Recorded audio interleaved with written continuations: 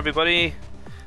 Just before I show you this new contraption I've built, I'm going to quickly introduce myself to my new subscribers. I think I've got over 100 now, which is it's unbelievable to me. I mean, it's not something I ever expected to happen, and it's really nice that it's happening. So, thanks guys. I think most of them have come from Dave Chaos's channel. I do a Let's Play with Dave and other videos and stuff. So, hi Dave. Hi Nipday, thanks for all the subscribers you're sending my way. Anyway, let me show you this. This is my proof of concept, shall we call it, for an automated Nether Portal. I'll demonstrate it first, and then I'll show you how it works. How about that? So, on. And, hopefully, don't mess up. Off. Hurrah! It works. Well, I know it works, but I just wanted to make sure it worked on camera. So, as you can see, it's a bit weird, the setup. A lot of this is just for decoration, and this dispenser does nothing, for example, and this dispenser is the one that actually works. I got inspired by these things. What are they called again? Fire charges, which are essentially the things that blazes spawn at you, or fire at you rather. And basically, in an episode of to the End or Bust that me and Dave Chaos and Nipday play, we got stuck in the Nether once and had to shall we use the word coerce a blaze into firing at the Nether portal, and this basically made me think that these things will probably set Nether portals alight, and surprise, surprise, they do. So, I found that they work best, or in my case, actually only work whenever they have like a block behind them. Unfortunately, having obsidian behind them doesn't work, so you can't sort of have that nice, sort of even sort of texture, but you can have anything behind them. But you'll notice that I don't have anything behind mine here, and that's because I sort of automated it. I don't even know why I've done this now, actually, in retrospect, but basically what happens when I press this button on the left is a multitude of things. Let's follow it around the back here, shall we? So when I press this button, let's first of all look at the line that goes down. When it goes down, it comes down here and it splits two ways. This is the dispenser, that just basically fires the blaze charge, and this comes up and pushes this piston out. I think actually the reason I used the piston was because I was planning on having this a lot more open, and I wanted it to be a lot more secret, so if this came out with a piston it would look cooler. But in retrospect, actually, you could totally just have a block here, and it's not as if it would look any worse, really. But anyway, so this block gets pushed out by the piston, this dispenser gets shot at the same time, and I'll just do that now, just to show you. Hope you saw that. I'll just break it again, and I'm just going to break this, because that'll break it otherwise. Just get closer to the block here. And because it's such a short distance,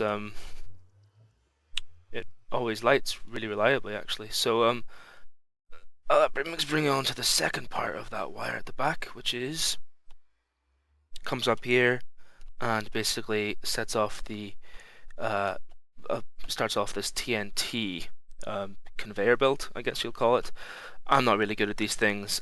This is not a very good one, but it works, and that's cool. As I said, this is just a proof of concept. In the past, people used to use water to set off, to turn off Nether portals. That doesn't seem to work anymore. So I started to rack my brains and think, what did I know of anything that turned off Nether portals? And the only thing I could think of was gassed things, gassed spit, or whatever hell you want to call it. So I thought, well, if we have TNT, surely that'll do the same thing, and it, unsurprisingly, it does. So this second wire is just a simple wire connected to a button, which ignites the TNT, allowing it to fall. I'll just demonstrate that one more time. Falling TNT turns off the portal. This took quite a bit of time to work out the optimum distance, I find that if the portal is here, I'm not going to click it because I'm uncreative. If the portal's on this block, then it's 1, 2, 3, 4 blocks away. Gives a good distance that will break the Nether Portal block itself, but not the dispenser, and not this block, etc., etc. As you can see, I've gone a bit overkill on the obsidian. That's because I'm in creative. I can, and I wanted to make sure all this redstone was protected, because whenever I was trying it out, there was quite a lot of mishaps where the TNT would just blow up little bits and pieces that meant the thing didn't work. I obviously know this makes it less amenable to use in legitimate gameplay, but not unreasonable. There's not that much obsidian, I don't think, especially considering you can now enchant your pickaxes and stuff. So yeah, and there will be other ways of doing it. You know, you can use water to protect a lot more stuff. You can't have the TNT that you want to turn off the portal with land in water, however, because the portal block is a block and not an entity. Therefore, you know, it won't break if the TNT's in water. At least it's a lot less likely to break. What other flaws are there?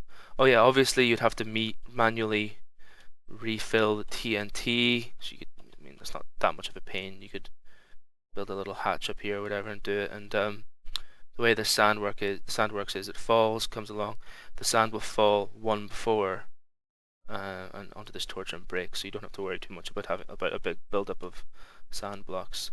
What other flaws are there? Oh yeah, so I'm going to turn it on right now.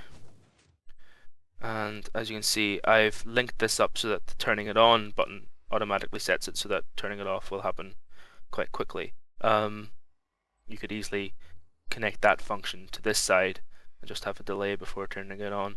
In fact, that would probably be a better idea, because if for whatever reason you accidentally press this button again, the TNT will go over and push the redstone out of the way.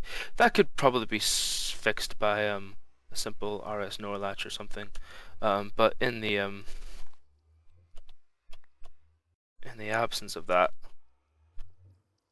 you'd have to change this wiring up a little bit. But yeah, I'm pretty happy with it. As I said, it's just a proof of concept. It works. The way I have it set up now, I haven't had any problems with it. Oh, what happened there? Did that miss? So there's clearly there's some flaws. That TNT obviously came down the back, but you could use a back wall to guide it down. Yeah, it's got a very small margin of error, but a margin of error nevertheless. So this is just the first design. Hope people can come up with improvements. And yeah, if you could give me feedback, whether it's positive or negative, that would be appreciated. Whether either with a like or a dislike button or the comments. Cheers, guys. See you soon. Bye.